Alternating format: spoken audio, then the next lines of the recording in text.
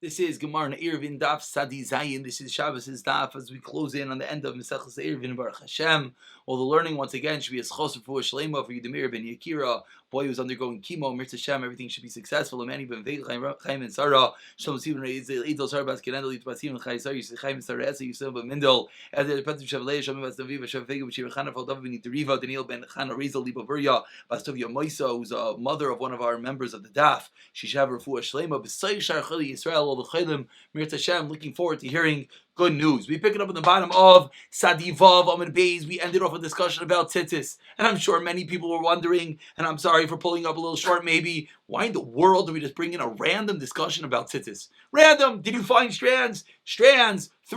They yes were made for a garment. They were not made for a garment. You had to use them for tzitzis. What in the world does that have to do with our Masechta? What does that have to do with our Sugya? Well, we'll see right now. It says the Gemara Amar Rava on the first wide line. We're going to see right now why the Gemara brought it down. Amar Rava. We said in our Mishnah, there's a difference between Chadashis and Yeshanis. That if you found new tefillin lying in the street, don't bring them home on Shabbos. It might be a kamiyah, it might be an amulet. If you found old ones, then it's actually tefillin, you can bring it home. Says Rava, is that a normal thing that a person goes through such a bother to make a kamiyah out of tefillin? We learned in our Mishnah. But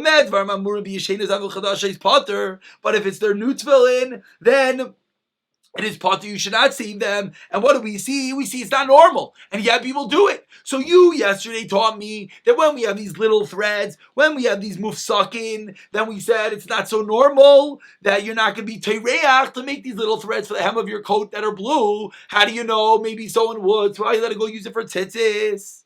Amar Rav Zira l'Ava Brei. Rav Zira said to Ava, Amar Rav Zira l'Ava Brei, to his son, Poik tini la, go out and teach. Ha moitzi tchilas b'shok. If you find this tchilas, this blue thread in the garment, in the market, l'shaynais. Again, once again, the same words. If it's strip, it's gonna be psulim. Chutin, if it's strands, if it's threads. Mufsakin, if they're little bits, ksherim. Why lefi she'in adam teireach? Because a person doesn't bother to do that, and therefore the Gemara is says no. We see this in a Mishnah. You're asking me from our Mishnah that you see people do things which aren't necessarily normal, but we see it straight up Mishnah. The Rav Zeir said, "Poik Tani Law, go teach. It's not normal." So what do we see? We see that it's not normal to make these little strands, and therefore you're allowed to use them as tzitzis. Amar Rava, says Rava, 1 second. Umisham de Talila Ava braid Rav Zera, because Ava, the son of Rav Zera, taught it. Kafi Talila, is there a basket hanging on it? Are there rings hung on it? We have to listen just because it's a Mishnah. Vatanan, but we learned in our Mishnah. Vamed Varma Murabi Yeshenais. Ava Chadash is Potter. The Gemara is going back and forth over here. I don't understand. You quoted me one Mishnah. I have a different Mishnah. Elamar Rava, Tarach, V'loi Tarach, Tanai. Whether one would go through such a bother, that is a machlokes Tanoim Titania, like we learned in a Brisa. Hamoitzi Tfilin. If you find Tfilin, Machnisin Zug Zug, you bring them in one at a time. Echad Ish, V'echad Isha. Whether it's a man or a woman, a Brisa that we've seen already. Moving along to today's Daf Sadi Zayin, Amar Aleph. Echad Chadasha is whether they're new ones. Echad Yishana is Tivri Rebbe Meir. Rav Yehuda Iser Chadasha is Umat Rebbe Yishana. Alma. So what do we see the machlekes Rav Meir and Rav Yehuda is? This debate that we were having, this debate between Rava and Rav Zera, do people yes bother, do people no bother? If you find these little strands of blue thread, can you use them for tzitzis or not? Is the machlekes Rav Meir and Rav Yehuda whether one will go through such a bother to make the tefillin an amulet looking like tefillin? And that's how the Gemara concludes. And therefore, it's not a question on the Brisa, on the Mishnah that said you're allowed to use those strands of tzitzis for the blue strands for tzitzis. Says the new tefillin, old tefillin. We're going to go a little bit deeper into this machlekes. One more time. V'hashta, says the Gemara. V'hashta Tani Avu Dishmo Bar Rabbi Yitzchak. He already taught us. Elin Yeshenas, what are old tefillin? If it has Yishmem Rtuis Mukusharis, like our tefillin, you have Rtuis straps and it has knots. Chadasha is what are new tefillin? Yishmem Rtuis V'lei Mukusharis. Now that you taught me that what is chadashais, that it has the ritzuais, but it doesn't have the appropriate nat, the kuli alma loy tarachinish, then everyone's going to agree that you're not going to be allowed to save those tefillin. Why? Not necessarily because of the amulet reason, but because it doesn't have the appropriate knots. So how are you going to be able to take these tefillin and put them on Shabbos to bring them home? You're going to have to tie a knot. You're going to have to tie a knot. You're not allowed to tie knots on Shabbos. So it's because of the issue of tying knots on Shabbos. Says the Gemara, 1 second. Why? Just tie a bow. We tie our shoes, right? You're allowed to tie bows on Shabbos, so go and tie a bow and save the tefillin. No, you're not allowed to make it an Eva and tefillin. Therefore, it's not going to work. That's one answer. Abaye Omar, second answer. Rav Yehuda l'taimei, Rav Yehuda is going according to his own reasoning. The Amar aniva kshira me'al yusahi. Shita Rav Yehuda, that he holds you're not even allowed to make a bow on Shabbos. Obviously, we know you're allowed to make bow. Maybe, perhaps, you make a bow for a very long time. That's the reason. Whatever the reason is, Rav Yehuda says you can't make bows on Shabbos. And that is the reason why Rav Yehuda is going to say you're not allowed to save these tefillin. Taima, the aniva kshira me'al yusahi. The reason is because the aniva, the blow, is a good knot. That's the sheet of Rav Yehuda. Therefore, you're not allowed to make the bow because it's equivalent to making a knot, which is also on Shabbos. Halavachi, if not for that reason, anivluhu. If not for that reason, we would tell you to go and make a bow. Says the Gemara, what? What's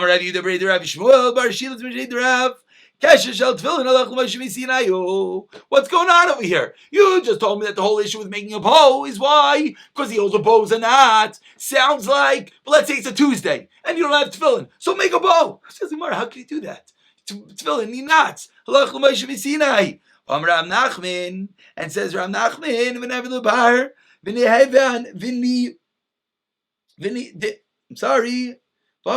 Nachman, and their knots have to face outward. I'm sorry, that was the end of the brisa. Again, the brisa taught us two things. Number one, knots are lachmash Sinai. Number two, the knot has to face outward. So the Gemara is bothered. How can you just tell me again? What's the question one more time?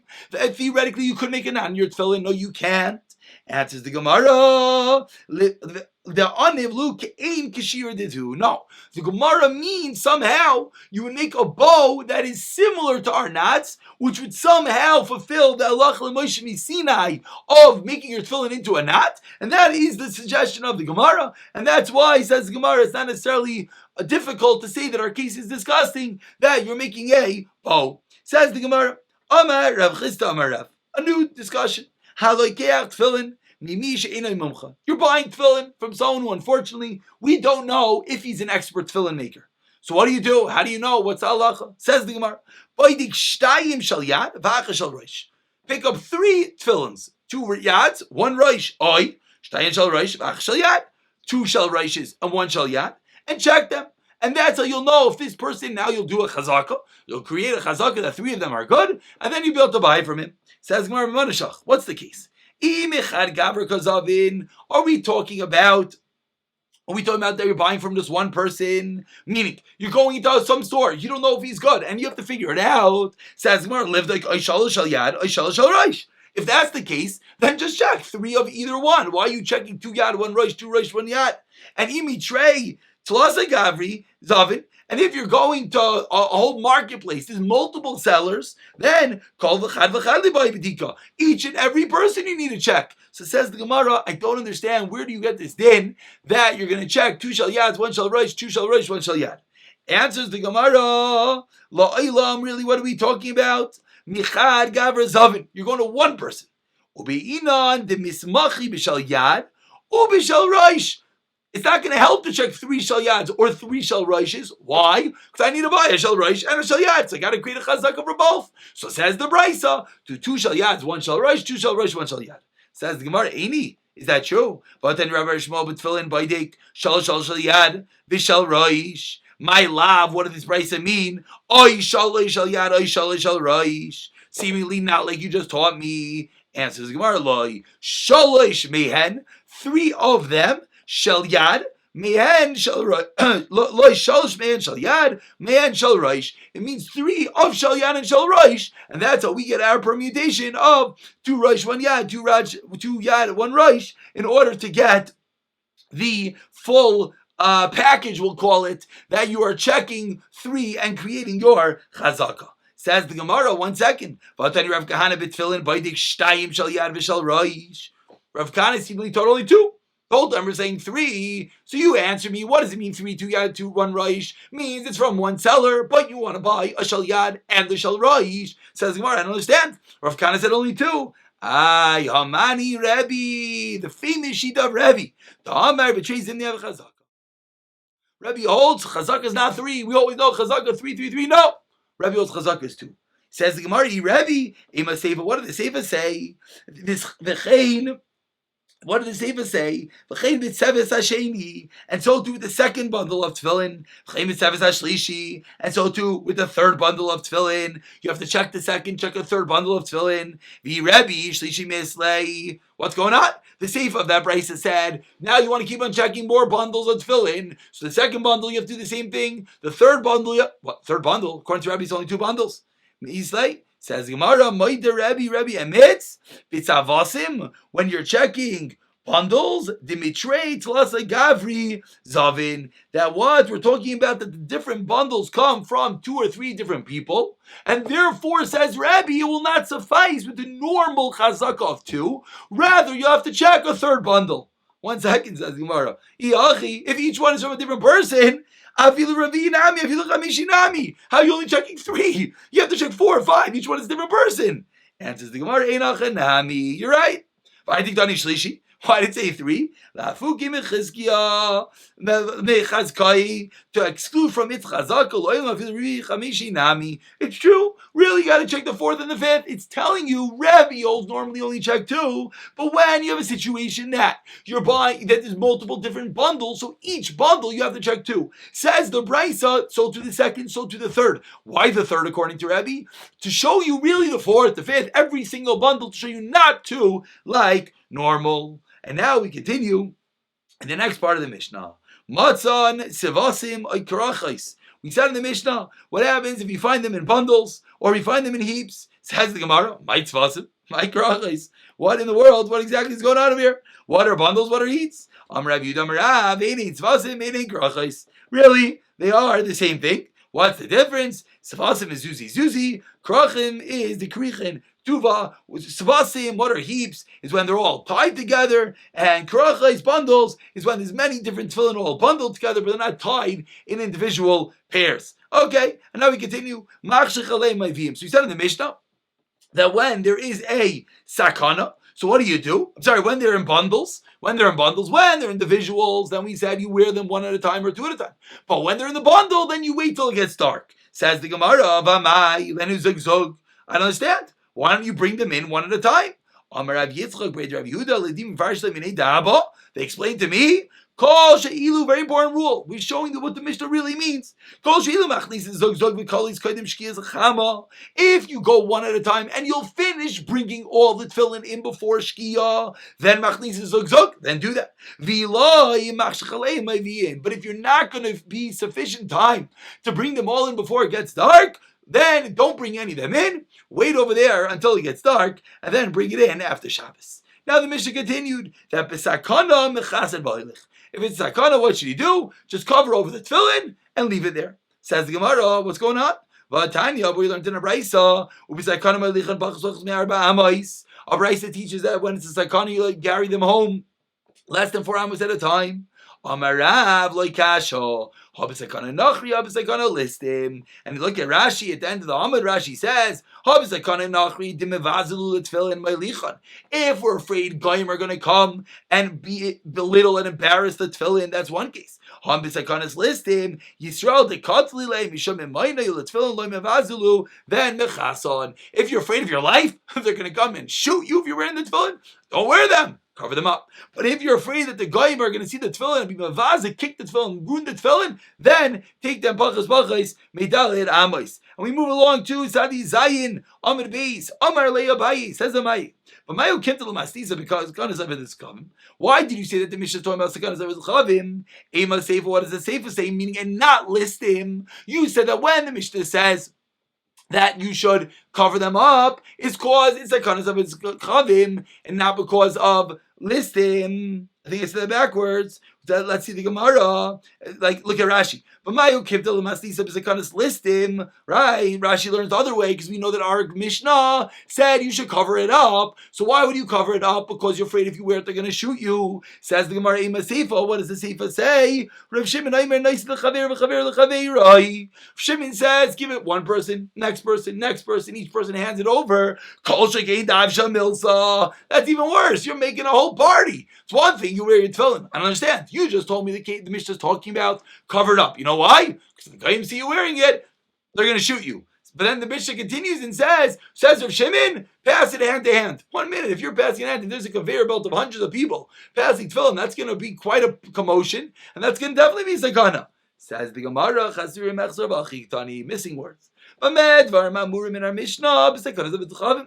Avos listim, Lichbachzum V'Dalet Hambais. So the Gemara switches it, and obviously Rashi over here has a bit of a different girsa, like we kept on saying, that when it's going to be listim, again, it just depends on what the word listim means, what the word avos Cleveland means. We read Rashi in the bottom of an aleph, but again, it's very clear over here that what is the Gemara saying? The Gemara is saying that when it's a sakana that they're going to kill you, then you cover it up. But when it's going to be just a sakana that they're just going to be bevazet, then you take them pachis medalet amis. Now the Gemara continues, the 2 dots, 5 lines down, it's Adizayin, Amid, base. Rav Shimon, Aimer, Naisin Lanachri, Naisin Lachaver.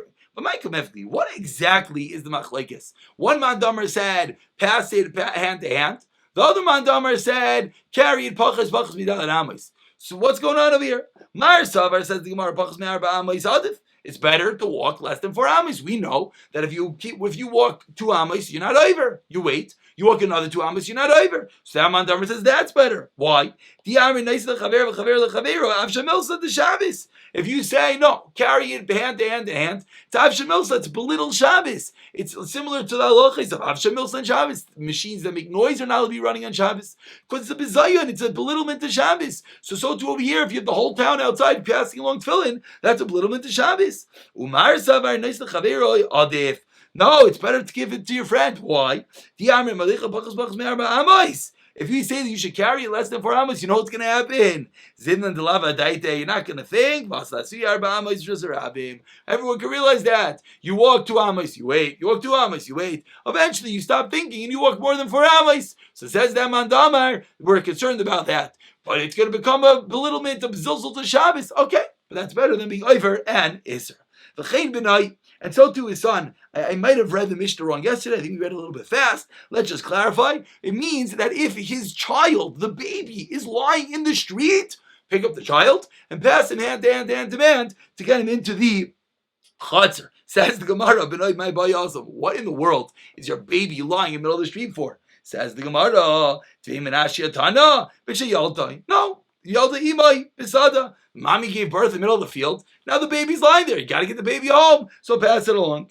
So what did the Mishnah mean? It said, pass it hand to hand, even if there's 100 people. Why? Says the Gemara, the Gemara Mishnah is teaching me, even though it's not so great for the baby. You have a newborn baby having 100 different hands, touch it and pass it and touch it and pass it. That's not so great for the baby. Rashi says, that's so great. It's not so great. Yet, says the Mishnah to teach us, still we hold that is better than the alternative of the zilzul that could happen for doing less than 4 amos. Of the potential Isra, I'm sorry. Rav Yehuda Aimer, Neisar Adam Chavis. So then the Mishnah continued. The Mishnah said, you got to take your barrel and do the same thing, pass it one person to the next. And the Mishnah said, but be careful not to go more than your tchum. Says the Gemara, but lastly, Rav Yehuda doesn't hold on to Tanan. They go after your tchum. So what's going on in the Mishnah? Seemingly, we see in the Mishnah. Let's look at Rashi. Rashi says, "Kragli abayim shashaylo lekech behema kilim mechaveira biyamtev eino yachal alicham elo makom shabayim arishoyim mutarim leilichsham v'im irvul tzafel leilich zeladarim." So what's going on in the Mishnah? If they're taking my barrel and we're passing hand to hand to hand, it's going outside of my tchum. Says the Gemara, Amrei Shlakim Risham Levi Saba. You're not actually transporting the barrel. You're pouring the liquid. You're pouring the water from one barrel to the next. So what? Why does that make it any better? So the water is going out of the tchum. Rav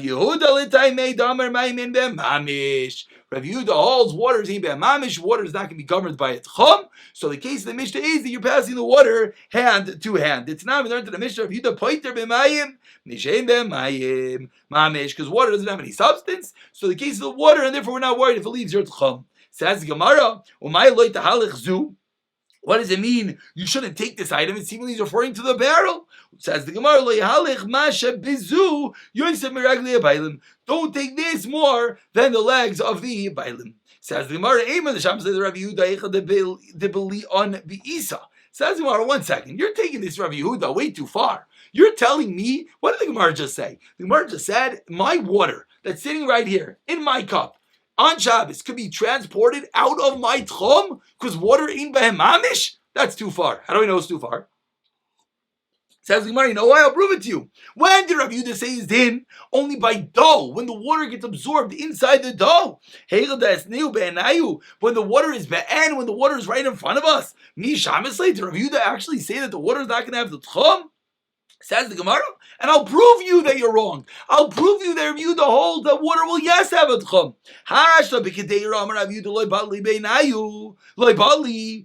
When it's in a pot, when in your cholent, you have water. Rav Yehuda holds there, it is not bottle. When it's be'en, when it's sitting here in front of us, it's going to be bottle. Of course not. Titania, we further the proof as we learned in a brayso of Yehuda Omer.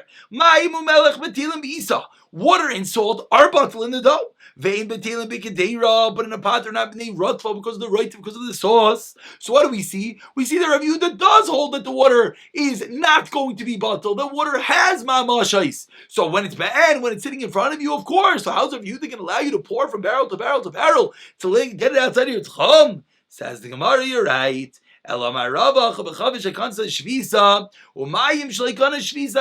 new case, we're talking about a case where the barrel was kind of shvisa. What does that mean? We know that your kilim are governed where you are on the onset of Shabbos, but the water was never kind of shvisa, and therefore what? And you're moving the barrel. So why is it an issue moving the barrel? Ironic. The barrel could be bottled to the water. How's that true? It's not like we learned in the Gemara in Shabbos.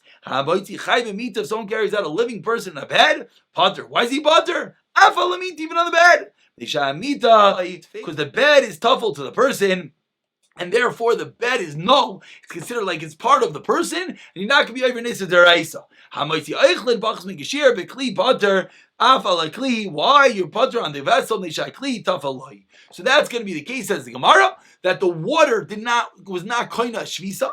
The water did not have a particular dwelling place. We'll see Rashi in 1 second. And therefore the vessel, the barrel, is bottled to the water. And that's going to be the case in the Mishnah that you're allowed to transport it outside of your tchum. Let's see Rashi. Rashi in the first very wide line over here says, Mayim shleikana shvisa. Shenizmalu ayoy mimayin anayveya. There's a fresh spring. And I took the water today on Shabbos. Or from a river. That's now we learned many blot ago. Those areas do not have a real tchum, because since they're constantly moving, it goes by any person. So if on Shabbos I grab that water has no rishus, the barrel will be bottled to the water, and then you'll be allowed to transport it even outside of your tchum. Once it goes hand to hand. Says the Gemara, and we finish off to second wide line. Must Rav Yosef, Rav Yehuda Aimer b'shayara. Rav Yehuda said by a shayara, the case of a caravan. What was shayara? Let's remind yourself. It's coming Shabbos. You don't have a house to live in. What do? You park yourself in the middle of the desert. Put those ropes around you. Put those staves around you. Make that imaginary shus, and that's where you live on Shabbos. So Rav Yehuda Aimer b'shayara. In the case of the caravans, only in that case, which I'm sure many people here are wondering, what, we're just giving a random kula to transport the water for no reason? Says Gemara, yeah, you're right, for no reason. The Rabbi Yosef asks, I don't understand. This was a special kula by a shayara. Says Gemara, Rabbi Yosef, you're right. Our Mishnah was talking about that case, talking about the case of a caravan, and that's when we're going to allow you to transport the water. Abaye Omar b'shayara, in the case of a caravan, afilu chavish shekana shvisa umayim shekana shvisa. Even in that case, you could do it. Meaning, we just spent the whole Amid trying to figure out why was Rav Yehuda Mekel on the barrel. So we said it's not. It's the water. Water ain't ben mamish. We were sanded back. What do you mean? But the water's banned. It's in front of us. It can't be. So we said no. Rav Yehuda's talking about water that was drawn on Shabbos. The water has no shvisa, and the barrel is bottled to the water. But now the Gemara comes along and says we're talking about a caravan. Says Abaye, 1 second. If we're talking about a caravan case, then even on the barrel, even on water, which yes has a dwelling place, will still give you this kula special for a caravan. Shaloi b'shayara. In the case where it's not a caravan, then chavish kansa shvisa, mayim shaloi kana shvisa. Then specifically, it's going to be water that was not kind of the shvisa yet. Rav Ashi Amar, that's Rabbi's teretz. Comes like Rav Ashi and he says, on a different ukimta. You know what Rav Yehuda in the Mishnah was talking about? The barrel is ownerless. And the water is ownerless. And what did the Mishnah mean? Amru Loi, they responded back to Rav Yehuda.